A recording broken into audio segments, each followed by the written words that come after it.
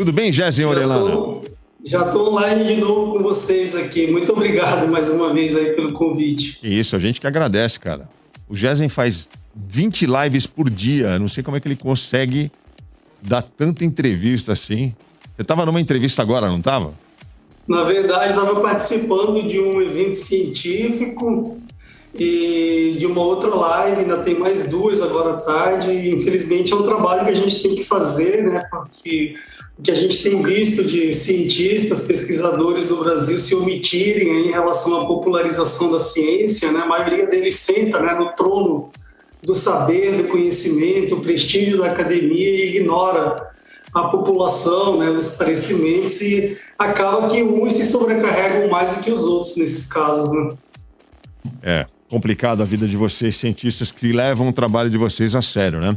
Jéssica Orellana, já falei aqui, é epidemiologista da Fiocruz do Amazonas, deu uma entrevista pra gente aqui no início do ano, foi sensacional, a gente pediu muito para ele voltar, ele conseguiu arrumar um tempo aí na agenda dele, vai falar com a gente hoje. A gente estava contando hoje, né, Jéssica, com o depoimento do governador do Amazonas, que você conhece bem, né, o senhor Wilson Lima, mas parece que ele deu um jeito de escapar e não foi prestar depoimento hoje na CPI. A CPI, o presidente Omar Aziz falou que vai recorrer, não sei de que forma, mas vão tentar ainda trazê-lo de alguma forma. Tonholi, você acha que vai ser difícil, né, Tonholi? Eu acho que é impossível, porque não há no regimento interno do Senado, nem na Constituição, nenhum dispositivo que você chame legalmente para depor numa CPI um membro eleito pelo voto popular. O Jéssica, ele tem um Twitter em todas as redes sociais. Você pode procurar o Jéssica ali. E o Twitter dele é muito bom, recomendo a você que siga, porque ele coloca lá os posicionamentos dele como cientista, como pesquisador. Acho que vale muito a pena você acompanhar, porque ele faz um trabalho muito sério e ele tem uma capacidade de sintetizar os fatos e colocar tudo numa ordem cronológica que ajuda a gente a entender muito dessa bagunça que está acontecendo na maneira como o Brasil está enfrentando a pandemia, ou tentando enfrentar. Ô Jéssica, como é que está o estado do Amazonas? Por que é importante a gente fazer essa pergunta para você de cara? Porque tudo que aconteceu com o Amazonas aconteceu depois com o resto do país. Parece que começa na região do Amazonas, na região norte. Como é que está o Amazonas hoje, nesse momento, Jéssica? Aldrin, como você disse agora há pouco, né, eu conheço, né, o Wilson Lima não apenas como o péssimo gestor que ele é, né, mas eu joguei futebol, inclusive, com ele, quando ele era jornalista e morava num apartamento, né, daqueles kitnets, bem baratinhos, bem simples, né, quando ele não tinha ascendido ao poder ainda. E ele sempre foi uma pessoa muito evasiva, né, uma pessoa muito introvertida, né, mas se transformava na frente das câmeras, né, mas, no entanto, ali no dia a dia ele era bem discreto, né, e ele continua discreto hoje em dia, né, como gestor, fazendo essas atrocidades, né, que a gente acompanha aí sem grandes alardes, né. Enfim, então a situação do Amazonas hoje, Aldo, respondendo a tua pergunta, é uma situação muito preocupante, né? Porque nós passamos pelo que nós passamos em 2020, com aquele pico explosivo, né, de contágios e mortes em abril e maio de 2020. Depois nós tivemos um segundo pico, né, da transmissão comunitária do novo coronavírus em dezembro de 2020 e janeiro de 2021. Esse segundo pico, inclusive, aterrorizou ainda mais a humanidade, né? Não foi por acaso que nós tínhamos gente da Ásia, da Europa, da América do Norte, da Oceania, inclusive. Fui procurado por jornalistas da Oceania para comentar a situação de Manaus, porque ela de fato preocupava, Aldo, e ela se tornou mais ou menos um relógio epidemiológico da epidemia no Brasil, como você bem colocou, né, Aldo, agora há pouco, porque infelizmente, ao contrário do que ocorreu no início da epidemia, quando importamos o vírus da Europa, né, provavelmente de um país da Espanha, da Itália ou algo desse tipo, essa epidemia saiu do litoral para o interior e agora nessa nova roupagem, digamos, da epidemia, ela sai do interior para o litoral, né? E foi o que aconteceu, né? A gente viu a epidemia se disseminar de forma violenta, né? De forma forte nas capitais, primeiro em Manaus em 2020, depois isso se expande para outras regiões metropolitanas de importantes regiões do Brasil, como a Sudeste e a Nordeste, e agora em 2021 uma repetição, né, em janeiro de 2021. Primeiro tivemos o caos em Manaus, em janeiro e fevereiro, e depois, a partir de março, nós tivemos o efeito cascata nas demais grandes cidades do Brasil. E agora, Aldo, neste momento, para responder exatamente a tua pergunta, Manaus se encontra no que nós chamamos de retomada, né, ou recrudescimento da segunda onda, né, que é mais ou menos como uma doença mal curada, né, aquele camarada que inicia um tratamento, ele se sente curado, abandona o tratamento e daqui a pouco vem a chamada recaída, né? Então, Manaus, nesse momento, está na recaída da epidemia de Covid-19. Nós estamos já com 5 semanas seguidas de aumento no número médio de internações hospitalares. O indicador de mortalidade de Manaus não se alterou ainda por uma questão óbvia, né? A gente já aprendeu isso na epidemia, de que o indicador de mortalidade ele não é bom para acompanhar o início insidioso da epidemia, porque você tem um problema muito grande de subnotificação, um problema muito grande de atraso no envio de informações. Então, quando você olha, né, a epidemia pelo binóculo da mortalidade nesse tipo de situação, você vai sempre errar. E é por isso que a gente olha outros indicadores, como de internações hospitalares, casos novos, né? E nesse sentido, Manaus está numa retomada. Eu espero que essa retomada não seja igual a de 2020, né? Um patamar relativamente alto de contágios que se estabiliza e de uma hora para outra ele explode, né? Em 2020, no final de dezembro de 2020, o fator surpresa foi a variante Gama, né? Agora chamada pela OMS de Gama, né? A famosa P1, a variante da Amazônia, né? E agora em 2021 pode ser a variante Delta, né, que é a variante da Índia, que tem causado, né, esse enorme transtorno, não só na Ásia, né, mas também agora no Reino Unido, porque ela já se torna, ela já é a variante predominante do Reino Unido. Ela suplantou, inclusive, a variante conhecida como variante do Reino Unido. Você está falando em recrudescimento, né, retomada da segunda onda. Vocês não consideram que seja uma terceira onda, então?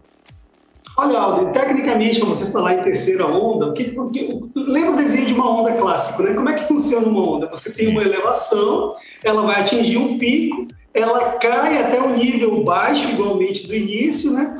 Depois tem um espaço entre uma onda e outra, e depois vem a elevação. Em Manaus, a gente teve a elevação, o pico, só que ela não caiu até onde ela deveria cair. Ela voltou a crescer antes de cair. Então, isso é um fenômeno que nós chamamos na epidemiologia de recrudescimento ou retomada da segunda onda. Agora, por que as autoridades sanitárias do Amazonas usam o termo terceira onda? Por pura desonestidade. Por quê? É muito menos pior para eles falar que já estamos na terceira onda, porque no imaginário social fica a mensagem de que a segunda onda já foi superada, por mais que tivéssemos todos os problemas possíveis em relação ao gerenciamento da epidemia, ela passou. Mas, na verdade, não. Nós continuamos presos na segunda onda e ainda amargando os efeitos dela, e por isso que, do ponto de vista técnico, não é possível falar em terceira onda, porque nós não tivemos aquela queda, aquele valezinho que se forma entre uma onda e outra, da estabilidade para aí sim ter uma retomada. Não chegou a cair e voltou a subir em patamares altos ainda. Ótima ilustração. Olha o Paulo Tadeu, quem pergunta? Queria te perguntar, Jazen, qual que foi o papel que você atribui do general Pazuello no Amazonas? Olha, o general Pazuello, ele é uma figura que, como ministro da Saúde, ele, na verdade, acabou sendo um evento tóxico para o controle da epidemia no Brasil, né? Muito mais pelo desconhecimento, né, pela falta de autonomia dele de administrar a epidemia, do que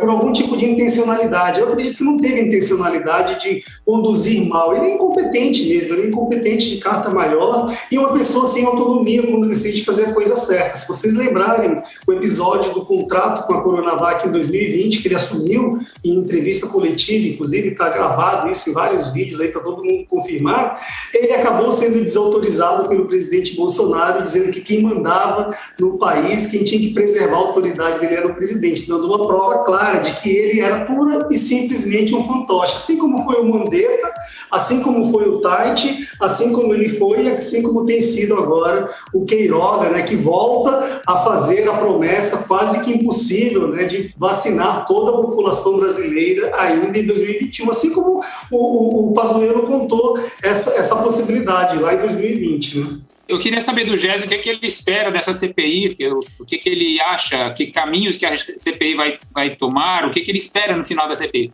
Olha, Paulo, a gente tem que lembrar de um detalhe importante, né? Nós temos 2 pontos interessantes para analisar. E o primeiro é que essa comissão parlamentar de inquérito, ela está trazendo a público, ela está desnudando detalhes importantes sobre as diferentes e sistemáticas omissões e a política da morte do governo Bolsonaro. Está ficando muito claro, né? Está sendo documentado por falas, né? Com contradições do ministro Pazuello, da Maíra Pinheiro, né? Com a negativa de participar da CPI da Covid-19 pelo governador Wilson Lima, né? Porque nós sabemos que ele deve muito, então quem deve muito tem medo de falar, né? Esse deve ser o comportamento dele em relação a isso, né? Então, eu acho que nesse sentido, a CPI da Covid-19 ela está sendo muito boa, porque ela está mostrando coisas em 2021 que aconteceram em 2020 e que deixaram de ir a público e acabaram nos levando a essa situação irreversível que nós estamos, com quase 500 mil de mortos, né? O lado negativo é que, infelizmente, nós vivemos um país da impunidade, né? Provavelmente, a CPI vai servir muito mais como um grande balcão de negócios, né? De pressão de um lado, pressão de outro, né? Em relação ao executivo, principalmente, e no fim das contas, ninguém vai ser punido ou vai ter uma punição que amanhã o Supremo Tribunal Federal vai anular, né? Então é isso, esse é o país que a gente vive, esse é o Brasil. Eu não acredito, sinceramente, em soluções imediatas emanadas da Comissão Parlamentar de Inquérito, né? Mas eu tenho certeza que ela está tendo um papel fundamental de esclarecer a sociedade, né?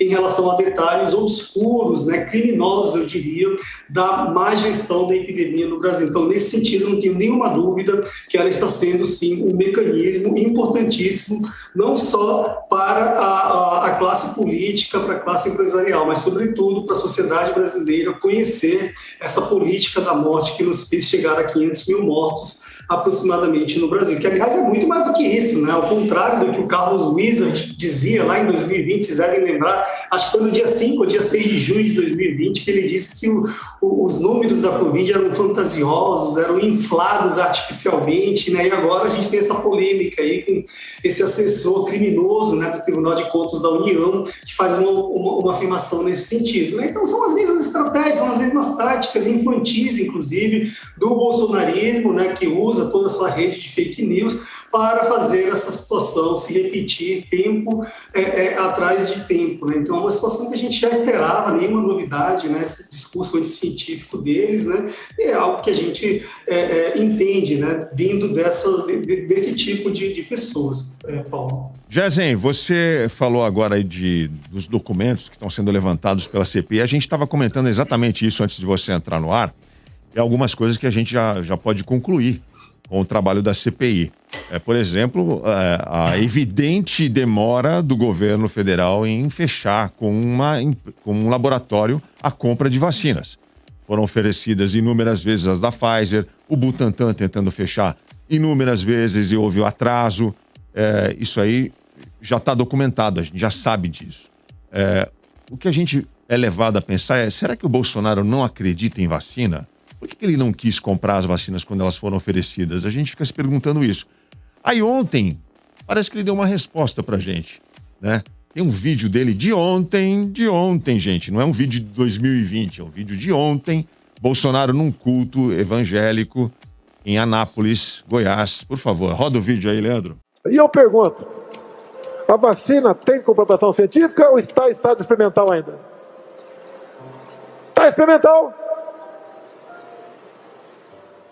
Nunca vi ninguém morrer por tomar hidroxicloroquina, em especial na região amazônica, para curar-se de malária ou de lúpus.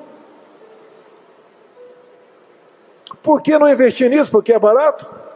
Interessa viver em cima de mortes para se ganhar mais recursos?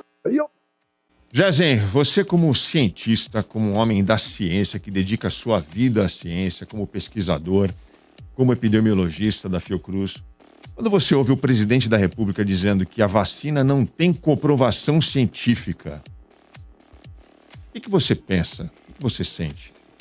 Olha, eu acho que antes de falar como cientista, né, como pesquisador, a gente precisa se posicionar enquanto cidadão, né? É uma fala inaceitável, né? Esse é o clássico crime sanitário, né? Mas que, infelizmente, como eu disse agora há pouco, como nós vivemos no país da impunidade, né? Você escuta o presidente da República, Jair Bolsonaro, em plena comissão parlamentar de inquérito, né, fazer uma declaração absurda, totalmente desprovida de qualquer suporte científico como essa, né? Então, essa é a nossa realidade, né? Um país que é desgovernado, na verdade, por um presidente que nega a ciência e que tem interesses diversos por trás dessa falsa expectativa, né, de tratamento precoce, de cura por meio de drogas ineficazes como a hidroxicloroquina, e aí uma forma muito inteligente, eu diria, até de você fazer a população aderir a essas drogas sem eficácias, é você dizer, olha, o que estão usando aí para curar a doença, que é a tal da vacina, não funciona, hein? O que funciona é o que ele acabou de falar nesse vídeo, né? A cloroquina, a hidroxicloroquina, né? Então, uma narrativa que ela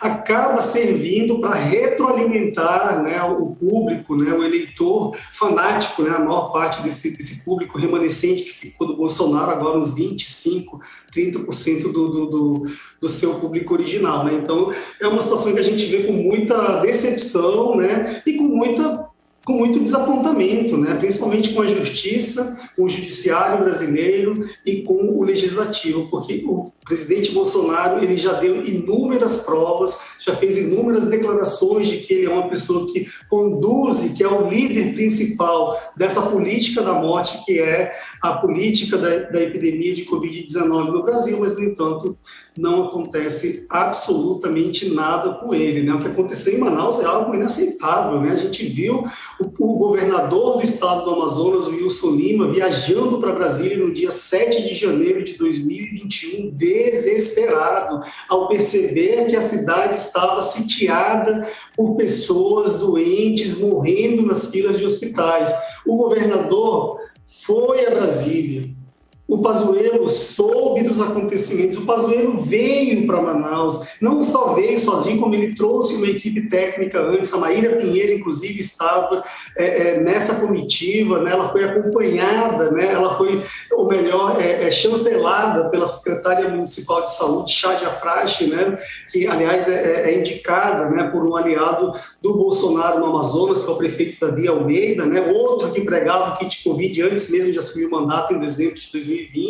Eles lançam o Trate Covid no dia 16 de janeiro de 2021 em Manaus, 2 dias depois daquela tragédia que horrorizou a humanidade, com as pessoas morrendo asfixiadas. Então, uma série de acontecimentos que nós, inclusive, documentamos isso, né, com evidências, né, históricas desses acontecimentos, e demos conhecimento à Comissão Parlamentar de Inquérito, né? Já é o segundo dossiê que nós fizemos e que eu fiz, melhor dizendo, e enviei à Comissão Parlamentar, e eu tenho certeza que, de alguma maneira, vai ajudar a esclarecer esses fatos. Fala, Tonholi. Você acha, Gesen, que Manaus foi usada como um balão de ensaio para a política de imunidade de rebanho? Olha, Cláudio, eu não tenho nenhuma dúvida. Eu, inclusive, venho dizendo isso desde 2020, né? Essa palavra caiu agora no linguajar popular, né? Porque a CPI da Covid-19, inclusive, usou uma das nossas falas, né? Falando que Manaus havia sido transformado em um laboratório a céu aberto, né? Que o Amazonas estava sendo utilizado como um experimento natural dessa teoria absurda que você acabou de falar, né? A imunidade de rebanho ou a imunidade coletiva pela via natural, ou seja, aquela em que você deixa a população se expor ao vírus baseado em uma suposição totalmente descabida do ponto de vista científico e totalmente antiética, né, de um ponto de vista humanitário, porque quando você deixa a população se expor ao coronavírus, você sabe que dessa parcela de expostos, uma parcela vai adoecer gravemente e outra vai morrer. E, além disso, você vai causar um colapso na rede médica hospitalar. E foi o que aconteceu em Manaus por 2 vezes consecutivas. Manaus, inclusive, é a única cidade do planeta que foi duplamente castigada de forma traumática pela epidemia de Covid-19, né? Então, se isso não é um exemplo de laboratório a céu aberto, de experimento natural da população do Amazonas para testar a teoria da imunidade de rebanho. Eu, como pesquisador, realmente não sei mais o que é isso, não sei mais o que é um experimento natural, não sei mais o que é usar uma cidade, uma população como a de Manaus, como a do Amazonas, como uma população experimental. Você chamaria o presidente Bolsonaro de criminoso por conta dessa atuação? Olha, existem diferentes tipos de crimes, né? Eu não sou da área jurídica, né? Mas como epidemiologista e também tenho formação em saúde pública, né? Tenho mestrado em saúde pública, além do doutorado em epidemiologia, eu posso dizer que ele certamente cometeu inúmeros crimes contra a saúde pública e contra a humanidade. Agora, as outras tipologias de crimes, né, relacionados à administração pública especificamente, a contratos, a omissões diversas em relação a isso ou aquilo, né, isso aí eu já não sei, não é minha área, né, o que eu posso dizer é que de um ponto de vista sanitário e humanitário, sem dúvida, ele é um criminoso, porque ele é o responsável, ele é o líder máximo do executivo e era ele e o Ministério da Saúde que deveriam coordenar a resposta sanitária em um dos países mais ricos do mundo, em um dos países com o melhor quantitativo de profissionais de saúde que trabalham com imunização, de pesquisadores, em um país que tem um dos maiores polos industriais para a produção de vacina. Então, se nós estivéssemos na condição da Bolívia, do Peru, do Equador, né, no mato sem cachorro, como se diz no linguajar popular, né, eu ia falar assim, olha, se fosse o Bolsonaro, se fosse o Lula, ou se fosse o Itamar Franco, ou se fosse o Geisel, não ia fazer muita diferença, ia dar quase no mesmo lugar, né? Agora, um país com os recursos humanos, tecnológicos e financeiros como o Brasil não pode passar por isso. E se o Brasil está passando por isso, é por um erro gravíssimo na gestão e o líder máximo responsável por orquestrar essa resposta sanitária, eu não tenho dúvidas que é o presidente Bolsonaro, que é o mesmo que inviabiliza a vida do brasileiro ao não recomendar o uso de máscaras, ao fazer propaganda de fake news favorável a medicações que nós sabemos que não tem nenhuma evidência científica, é o mesmo presidente que proíbe o então ministro da Saúde, o general Pazuello, né, de firmar contrato com a Coronavac para adquirir vacinas precocemente, para aumentar a capacidade da produção industrial do Butantan. Então, nesse sentido, eu não tenho a menor dúvida de que ele é, sim, um criminoso e que, provavelmente, se ele não se reeleger, provavelmente não se reelege em 2022, ele vai passar um bom tempo da vida dele preso, sem nenhuma dúvida. Gésen Orellana, obrigado, viu, pela entrevista. Avisei você, ouvinte, que ia ser boa entrevista, né? Nós avisamos. Gésen, como sempre, muito obrigado aí pelas suas opiniões, sempre muito precisas, muito fortes. Recomendar mais uma vez as redes sociais, o Twitter do Gésen Orellana. Gésen é J-E-S-E-M de macaco, Orellana é com 2 L's. Você vai nas nossas redes sociais, você vai encontrar o caminho ali, tem o perfil dele marcado. Você quer falar mais alguma coisa, Gésen? Você está lançando algum livro? Quer convidar para alguma live? Lançando algum disco? O que você quer falar? Se quiser. Não, por enquanto era isso, né? Primeiro, agradecer aí ao convite, né? Do programa, ao Paulo, ao Cláudio, a você, Aldrin, a todos que estão empenhados aí em levar informação de qualidade para o público, né? Não fake news, como o presidente Bolsonaro tem feito, como esses membros ligados ao Tribunal de Contas da União têm feito, né? Espalhando fake news de que o número de mortes por Covid-19 é menor do que o que formalmente, oficialmente aparece. Ao contrário, nós inclusive produzimos 2 artigos científicos, né? Um sobre excesso de mortes naturais e outro sobre excesso de mortes respiratórias, mostrando muito claramente que, na verdade, o problema do Brasil com mortos por Covid-19 é muito maior do que a gente está vendo agora nas estatísticas oficiais. Eu diria que, no mínimo, 25% maior, né? Então, se nós temos aproximadamente 500 mil mortos hoje, na prática, na realidade, só de Covid-19 devem ser os 600 mil mortos, isso sem contar aqueles que morreram indiretamente pela epidemia, aquele cardiopata que não conseguiu acessar adequadamente, oportunamente, serviço de saúde e infartou, aquele cara que teve um AVC e que não foi atendido pelo pronto atendimento devido à superlotação dos hospitais, devido à falta de capacidade da rede assistencial de absorver esse paciente. Então, não tenho dúvida que esse é um aspecto que a gente precisa lembrar muito bem, que a ciência está aí para isso, para trazer os fatos e não as fake news que são diariamente, né, espalhadas por esses irresponsáveis, né, que compõem, infelizmente, o atual governo brasileiro. Seria isso. Muito obrigado mais uma vez aí e espero uma próxima oportunidade de contribuir aí com vocês. Volte sempre, Geisen. Muito obrigado, Geisen Orellana. Bom trabalho aí, obrigado pela entrevista. A grande verdade.